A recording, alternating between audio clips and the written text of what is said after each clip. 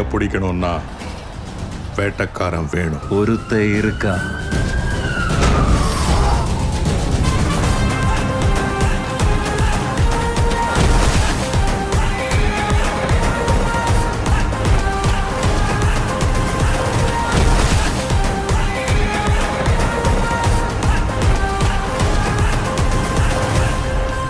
திமுகவின் இளைஞரணி மாநாடு சேலத்திலெல்லாம் நடந்தது. நீங்கள் பாஜகவினுடைய இளைஞரணி தலைவர், ஓகேங்களா? உங்களுடைய செயல்பாடுகள் அங்கங்கே சின்ன சின்னதாக பார்க்க முடியுது. பெருசாக அந்த மாதிரி மாநாடெல்லாம் நடத்த முடியாதான்னு உங்களால்? கண்டிப்பாக நாங்களும் நடத்த தான் செய்வோம். நீங்கள் சொன்ன உதயநிதி அவர்களோட மாநாடு பற்றி நீங்கள் பேசணும்னு கேட்குறேன். உதயநிதி அவர்கள் பேசிட்டு இருக்கும்போது சேரெல்லாம் ஃபுல்லாக காலியாக இருந்துச்சு. அது நம்மளே நிறைய இடத்துல பார்த்தோமே. ஆனால் தொண்டர்கள் சிலர் எல்இடி திரையில் ஓடும் உதயநிதி பேச்சை கேட்காமல் ஆர்வத்துடன் ரம்மி சீட் விளையாடுவதும் பிஸியாக போன் பேசுவதுமாக இருந்தனர். இன்னொன்று, நீங்கள் உதயநிதியோட என்னை கம்பேர் பண்ணாதீங்க, அது பெரிய இன்சல்ட்டாக பார்க்குறேன். நான் ஒன்றும் எங்கள் அப்பன் பேரை வச்சோ தாத்தன் பேர் வச்சோ அந்த கட்சிக்கு வரல. அடிமட்ட தொண்டனாக இந்த கட்சியில் வேலையை ஆரம்பித்து ஒவ்வொரு இடத்துல இருந்து ஒவ்வொரு வேலையும் செஞ்சு இந்த கட்சிக்கான மூட்டை தூக்கியிருக்கேன். இந்த கட்சிக்காக பார்க்கிங் டியூட்டி பண்ணியிருக்கேன். எந்த வேலையும் குறைந்த வேலையும் நான் பார்த்தது கிடையாது.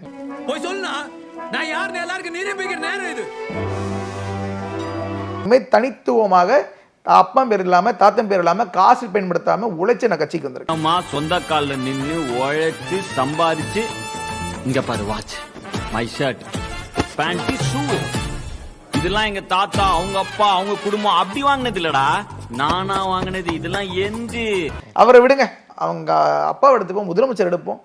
முதலமைச்சரோட பிரஸ் மீட், முதலமைச்சரோட பிரஸ் மீட்ல என்ன பெரிய கேள்வி கேட்டாங்கன்னு துண்டு சீட்டு பார்த்து படிச்சுட்டு இருக்காரு அவரு.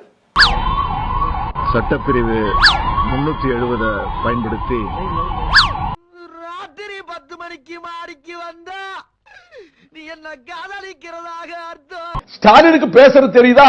தாள்ல எழுதி வச்சு இந்த ஊர் கும்மிடி புண்டினா எழுதி வச்சா தான் சொல்ல முடியும். இல்லாட்டி கும்மிடி புண்டி போய் கும்பகோணம் அப்படித்தான்டா பேசுவேன். கேள். It's my life, it's now or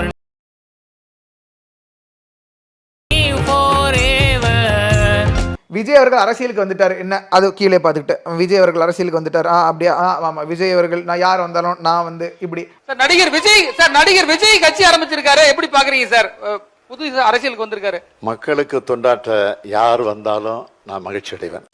எனக்கு வருத்தம்ப்பா, எனக்கு ரொம்ப வருத்தம். இத்தனை நாள் என் கூட பழகிட்டு இப்படி பண்றீங்க. அங்கயாவது நீங்க ஆட்சி செய்றீங்க, இங்க என்ன இருக்கீங்க? இங்க தமிழ்நாட்டுல என்ன உங்களுக்கு வருவோம் பிரதர், வருவோம். நீங்க உங்க ஸ்ட்ரெngth என்ன?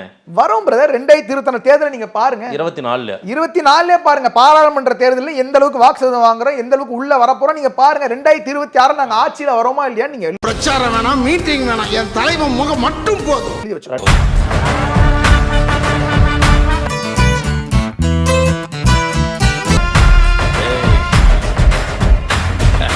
சரிங்களா? இது ஒரு அடிமை கூட்டணி. முதல்ல இந்த இந்தி கூட்டணியை பத்தி நீங்களும் நாங்களும் நிறைய விவாதம் செஞ்சுட்டோம். ஐயோ, உலகத்துல எதுவுமே இல்லாத ஒரு கூட்டணி. நீங்க இப்ப இந்த கூட்டணியில யாருமே இல்லையே. யார் இருக்கா? நிதிஷ்குமார் கிளம்பியாச்சு. அது ஒரு கோமாளி கூட்டணி. இன்னொரு ஒரு மாசம் போச்சுன்னா அந்த கூட்டணியும் உடஞ்சிடும். இந்தி கூட்டணிலாம் ஒரு வேடிக்கையான விஷயம். அப்பெல்லாம் கூட்டடே தூக்கு கை கொடு.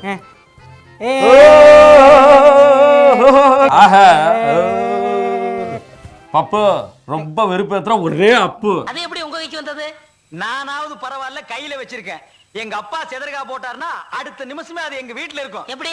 அதான் டெக்னிக். நல்ல பரம்பரை. இது என்ன கண்ட?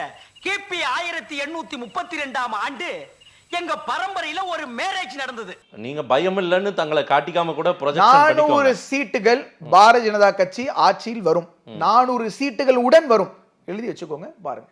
சார், பிரைம் மினிஸ்டர் பேசும்போது 400 இடங்கள்ல கைப்பற்றுவோம் அப்படின்னு சொல்லி எம்பி எலெக்ஷன்ல சொல்லியிருக்காரு. அதை பத்தி உங்க கருத்து சார்? மொத்தம் 400 தானா? எனக்கு எப்பறம் தெரியும்? தெரியாதா? என்னடா தெரியாதுங்கிற? எத்தனை வருஷம் பழகிட்டு இருக்கோம்? 20 வருஷமா பழகிட்டு இருக்கோம். 20 வருஷமா பழகிட்டு இருக்கோங்கிற? என்ன பத்தி உனக்கு ஒண்ணுமே தெரியும்? அங்க பாராளுமன்றத்துல அவர் யூஸ் பண்ண வார்த்தைகள் என்ன? என்ன வார்த்தை? he is unfit. உள்ள உட்காருங்க, you are unfit அப்படி சொல்றதுக்கு இவருக்கு என்னங்க தகுதி இருக்கு? டிஆர் பாலுவுக்கு என்ன தகுதி இருக்கு? எப்படிங்க எங்க அமைச்சர் அவர் கேள்வி கேட்கிறதுக்கு என்னங்க தகுதி இருக்கு அவருக்கு? What do you mean? Why do you interfere? Please sit down. Sir, he should know some discipline. Sir, he should know some discipline. You are unfit to be a member of parliament. Please sit down. You are unfit to be a responsible minister also. You please sit down. அதாவது வாய்க்கு வந்தபடி எல்லாம் பேசப்படாது. எதா இருந்தாலும் நியாயமா பேசணுமா இல்லையா?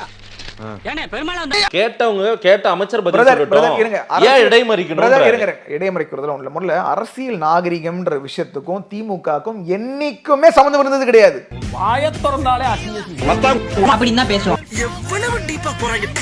ஜாதி வரின்றது திமுக ரத்தத்துல ஊறி போன விஷயம். நான் உதாரணங்கள் சொல்றேன், நான் ஒவ்வொரு உதாரணம் நீங்க கவுண்டர் பண்ணுங்க. பொன்முடி அவர்கள் பேசிய பேச்சு நம்ம பார்த்துருக்கோம். எஸ்சி தானே பேசினாரா இல்லையா? நாள்தோறும் காலையில நம்மவர்கள் யாரும் எந்த புது பிரச்சனையும் உருவாக்கி இருக்க கூடாது என்று நினைப்போடு தான் நான் கண் விழிக்கிறேன். ஐயோ இங்க படுத்துற நிமிஷம்னால தாங்க முடியலையே. தலை வலிக்குதுடா, தலை வலிக்குதே. ஆர்.எஸ். பாரதி அவர்கள் பட்டியலினத்தை சார்ந்தவர்கள் இங்க வந்து நீதிபதிகளாக இருக்கிறார்கள் என்றால் அது திராவிட இயக்கம் போட்ட பிச்சை பேசினாரா இல்லையா? அது வந்து உங்களுக்கு ஜாதி வன்மமா உங்களுக்கு தெரியலையா? கலைஞர் ஆட்சிக்கு வந்த பிறகு வரதராஜன் உட்கார வைத்தார். அதற்கு பிறகு 7-8 ஆதி திராவிட சமுதாயத்தை சார்ந்த ஒரு ஹைகோர்ட் ஜட்ஜாக இருந்தார் என்றால் அது திராவிட இயக்கம் போட்ட பிச்சை. நீ வாங்குற இந்த 10-5 பிச்சைக்கு இது தேவைதானா? ஒரு விளம்பரம். கண்ணப்பன் அவர்கள் இதே போல ஒரு பட்டியலத்தை சார்ந்தவரை பார்த்து நீ எஸ்சி அதான் உன்னை பாக்குற அப்படின்ற மாதிரி பேசினாரா இல்லையா? இதெல்லாம் வெளில வந்துச்சா இல்லையா? இதுக்கு என்ன நடவடிக்கை எடுத்திருக்காங்க? ஏன் நடவடிக்கை எடுக்கலன்னா இவங்களோட ரத்தத்தில் ஊறி போனது ஜாதி வெறி. அந்த ஜாதி வெறிய மனசுல வச்சுக்கிட்டதா அன்பிட்ன்ற வார்த்தையே வருது. ஒரு சாதி கொடுமை தீண்டாம அதை மாற்றிட பாடுபட்டு வெற்றி கண்ட இயக்கம் தான் நம்முடைய திராவிட இயக்கம் என்பதை யாரும் மறந்துவிட. இவனுக்கு ஒரு சீட் எடுத்து பாருங்க ஐயா, வெறும் பொய்யா சொல்லிக்கிட்டு தெரியலாம். இவருக்கெல்லாம் சீட் எடுத்து பார்க்க வேண்டிய அவசியம் இல்ல, முகரையை பார்த்தாலே சொல்லிடுவேன். தயாநிதி மாறன் வந்து யோ என்னடா நினைச்சிட்டு இருக்க உட்காரான்னர், என்னடா நினைச்சிட்டு இருக்க உட்காரான்னர் தமிழ்ல பேசினார். ஏன்னா அரசியல் நாகரிகம்ன்ற வார்த்தைக்கு அர்த்தம் தெரியாத நபர்கள் இவர்கள். பொன்முடி அவர்கள் கவர்னரை பத்தி யோ போயா அப்படின்னாரு.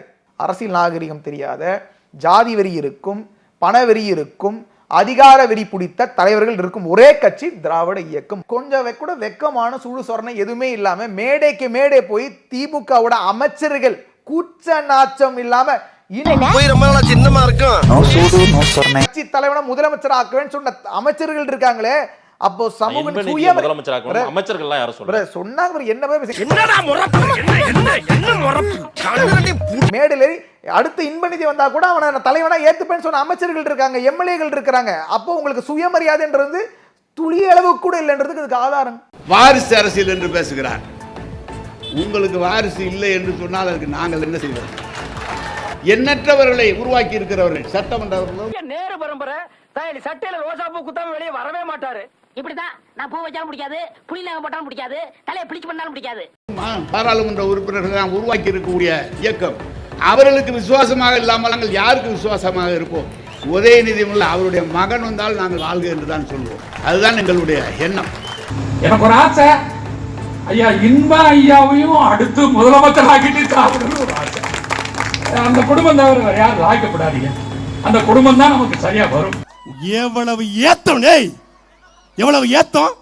இன்பநிதியை முதலமைச்சர் ஆக்குதான் சாவம். இப்பவே செத்துரு, நீ இப்பவே செத்துரு.